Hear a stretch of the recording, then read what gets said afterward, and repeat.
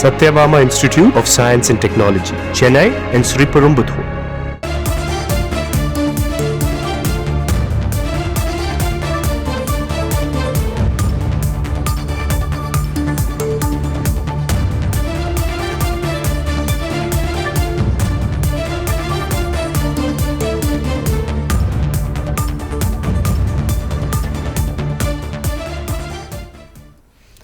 DIG Varun Kumar தொடர்ந்த வழக்கில் திருச்சி குற்றவியல் நீதிமன்றம் அதிரடி உத்தரவு பிறப்பித்திருக்கிறது.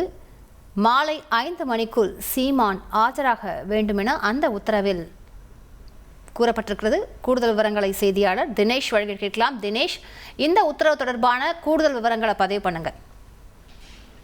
வணக்கம். அதாவது திருச்சி சரக டிஐஜி வருண்குமார் மற்றும் அவரது மனைவி வந்திதா பாண்டே அவரது குடும்பத்தினர் தொடர்பாக சமூக வலைதளங்கள்ல நாம் தமிழர் கட்சியைச் சேர்ந்தவர்கள் தொடர்ந்து இழிவாகவும் அவரை பற்றி அவதூறாக பரப்பி வந்தனர். இந்த நிலையில் அது குறித்து டிஐஜி வருண்குமார் திருச்சி குற்றவியல் நீதிமன்றத்தில் வழக்கு ஒன்றை தொடர்ந்தார். இந்த வழக்கானது திருச்சி குற்றவியல் நீதிமன்றம் எண் 4 நீதிபதி பாலாஜி முன்னிலையில் தொடர்ந்து விசாரணையானது நடைபெற்று வந்தது.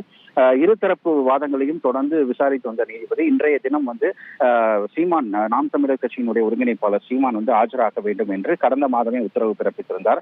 ஆனால் இன்றைய தினம் அந்த வழக்கின் விசாரணைக்கு வரும்பொழுது சீமான் ஆஜராகாமல் அவருடைய வழக்கறிஞர் மட்டுமே வருகை தந்திருந்தனர்.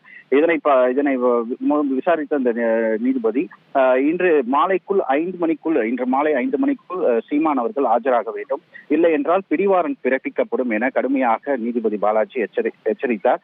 இதனைத் தொடர்ந்து வழக்கறிஞர்கள் தொடர்ந்து இந்த ஆலோசனையில் ஈடுபட்டு இன்று மாலைக்குள் ஆஜராகுவாரா அல்லது அவர் ஏதேனும் காரணங்கள் மனு மூலியமாக கோர்ட்டில் தெரிவிக்கப்படுமா என்பது குறித்து இன்னும் சில மணி நேரங்களில் தெரிய வரும். டிஐஜி வருண்குமார் குறித்து இந்த சமூக வலைதளங்களில் அவதூறு பரப்பிய நிலையில் அந்த வழக்கு தொடர்பானது இந்த திருச்சி நீதிமன்றத்தில் நடைபெற்று வரும் நிலையில நீதிபதி பாலாஜி தற்போது இந்த உத்தரவை பிறப்பித்துள்ளார். விரிவான விவரங்களுக்கு நன்றி Dinesh. Satyabama Institute of Science and Technology, Chennai and Sriperumbudur.